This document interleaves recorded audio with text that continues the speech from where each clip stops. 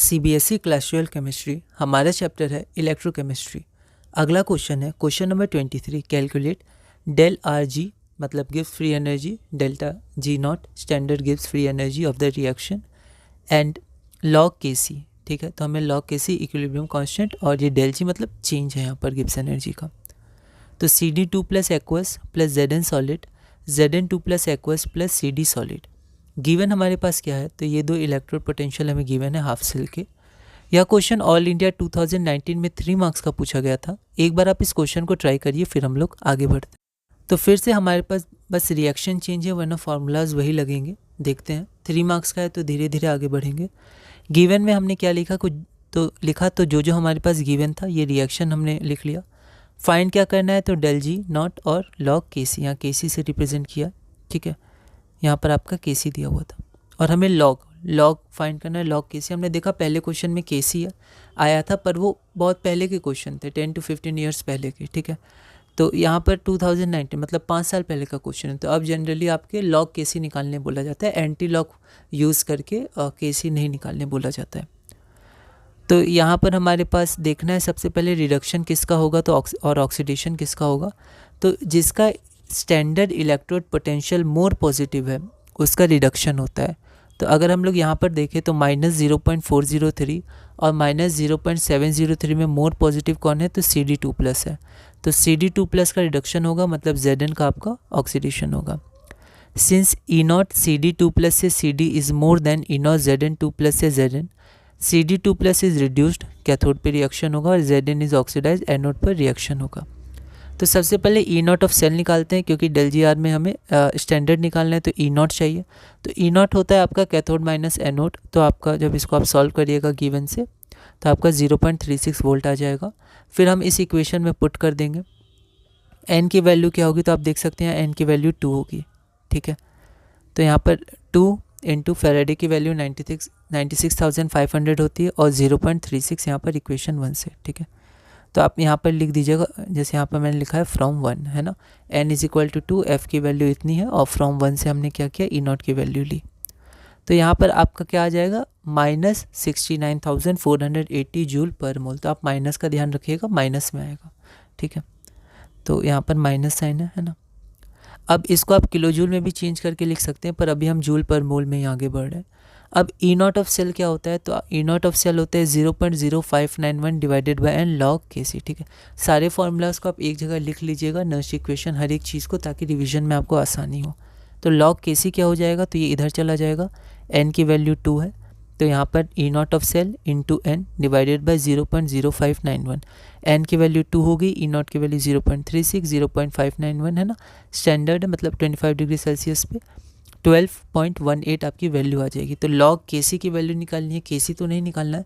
तो लॉग के सी की वैल्यू आपकी आ जाएगी 12.18, जो हमारा रिक्वायर्ड आंसर है। तो हमने डेल जी की वैल्यू भी निकाल दी और लॉग के सी की वैल्यू भी निकाल दी। अगला क्वेश्चन है हमारा question number 24 for the cell reaction. तो हमारे पास ये सेल रिएक्शन गिवन है। Calculate the equilibrium constant at 25 degree Celsius, how much maximum work would be obtained by the operation of this cell. ठीक है, E0 की वैल्यू हमें दी हुई है दोनों हाफ सेल की। यह क्वेश्चन दिल्ली 2015 में 3 मार्क्स का पूछा गया था। एक बार आप इस क्वेश्चन को ट्राई करिए, फिर हम लोग आगे बढ़ते हैं। तो यहाँ पर हम लोग देखते हैं कि यहाँ पर हमें क्या निकालना है। तो सबसे पहले तो इक्विलिब्रियम कांस्टेंट निकालना है, फिर हमें मैक्सिमम वर्क निकालना है। तो एक तरह से हमें डेल जी की वैल्यू पूछी गई है। ठीक है, गिव्स फ्री एनर्जी, तो फ्री एनर्जी का चेंज होता है, उससे मैक्सिमम वर्क हम लोग निकालेंगे, मतलब डेल जी नॉट कितना है, एक तरह से ये पूछा गया है। ठीक है, तो 3 मार्क्स का क्वेश्चन है, हम लोग धीरे धीरे आगे बढ़ेंगे। E0 की वैल्यूज़ हमने ले ली, उसके बाद हमने यहाँ पर रिएक्शन जो सेल था वो गिवन है, रिप्रेजेंटेशन जो गिवन था उसको लिख दिया। ठीक है, फाइंड क्या करना है, तो मैक्सिमम वर्क ऑब्टेन या डेल जी नॉट आप लिख सकते हैं, उसकी वैल्यू पूछी गई है, इक्विलिब्रियम कांस्टेंट या फिर के सी। ठीक है, तो यहाँ पर आप देखिएगा, यहाँ के सी की वैल्यू आपसे पूछी गई है, लॉग के सी की वैल्यू नहीं पूछी गई है ना। तो सेल रिएक्शन क्या है, तो सबसे पहले हम लोग सेल रिएक्शन देखेंगे। तो पहले एनोड का रिएक्शन लिख लिया, कैथोड का। ठीक है, एनोड कौन होगा, कैथोड कौन होगा। ठीक है, तो यहाँ पर देखिए इसका इलेक्ट्रोड पोटेंशियल ज़्यादा है, तो ये रिड्यूस होगा, मतलब कैथोड, ये ऑक्सीडाइज होगा, मतलब एनोड, है ना। तो नेट रिएक्शन इतना ही आप लिख सकते हैं, इलेक्ट्रोड पोटेंशियल इसका ज़्यादा है इसलिए कैथोड, एनोड। ठीक है, आप लैंग्वेज और मॉडिफिकेशन इक्वेशंस अपने हिसाब से देख सकते हैं। एन क्या है, तो एन यहाँ पर 2 है, तो सबसे पहले ई नॉट ऑफ सेल निकालते हैं, तो जो आ गया 0.55, इसको इक्वेशन 1 मान लिया, यहाँ वोल्ट लिख दीजिएगा। अब ई नॉट ऑफ सेल सबसे पहले हम लोग केसी निकालेंगे, तो केसी हम लोग देखते हैं, तो केसी हम लोग उसी फॉर्मूला से निकालेंगे। एन की वैल्यू 2 है, 25 डिग्री सेल्सियस पे ये इक्वेशन होती है। नहीं दिया रहेगा तब भी आप 0.0591 से ही आगे बढ़िएगा, ठीक है। तो यहाँ पर लॉग केसी हमारा इतना आ गया। अब हमें एंटी लॉग लेना है, ठीक है। 2015 का क्वेश्चन है, लगभग 9 साल पहले का क्वेश्चन है, ठीक है। तो तब केसी पूछा जाता है, पर अब जनरली लॉग केसी या कोई अलग तरह से पूछा जाता है, एंटी लॉग लेके हमें नहीं निकालना होता है, ठीक है। या फिर वैल्यू गिवन ही होगी अगर ऐसी बात है तो जब आप एंटी लॉग लीजिएगा इसका, तो केसी की वैल्यू आ जाएगी 4 × 10⁻18।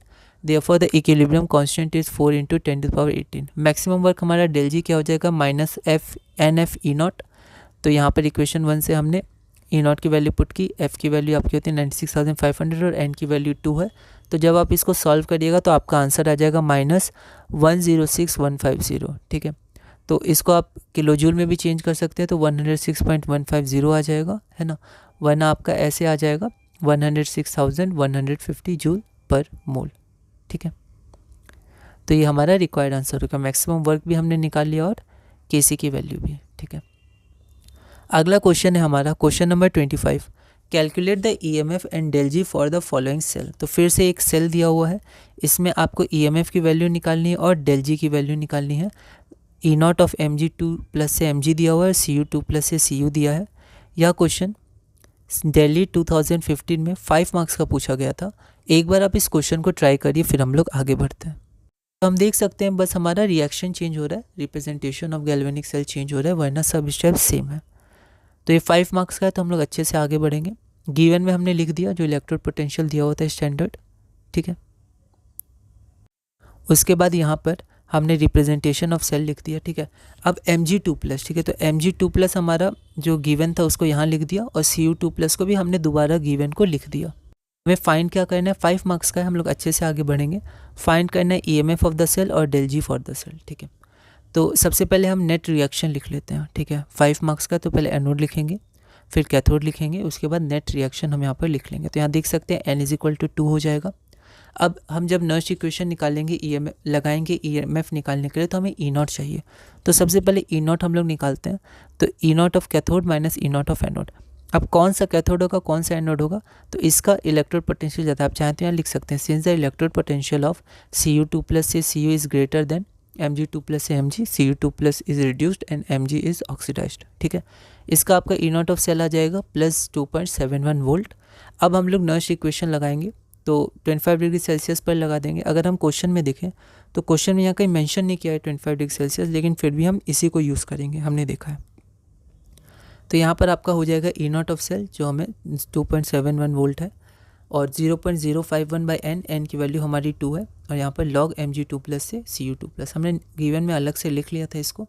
यहाँ पर थोड़ा आप ध्यान रखिएगा 10 की पावर क्या आएगी, तो यहाँ 10 की पावर 1 आ जाएगी, तो log 10 1 होता है। इसको जब आप सॉल्व करिएगा तो आपका आंसर आ जाएगा 2.68 वोल्ट।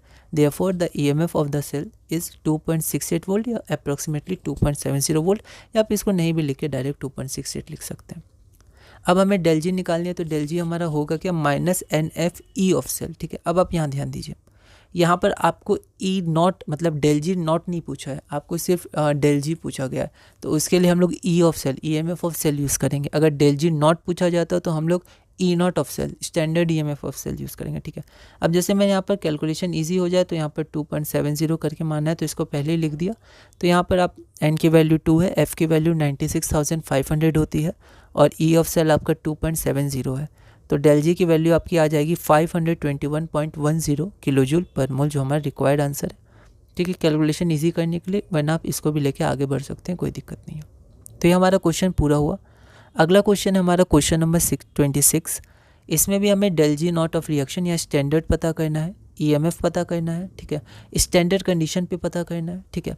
तो ये हमारे पास गिवन है। यह क्वेश्चन ऑल इंडिया 2015 में 5 मार्क्स का पूछा गया था। एक बार आप इस क्वेश्चन को ट्राई करिएगा, अगली वीडियो में हम इसे सॉल्व करेंगे।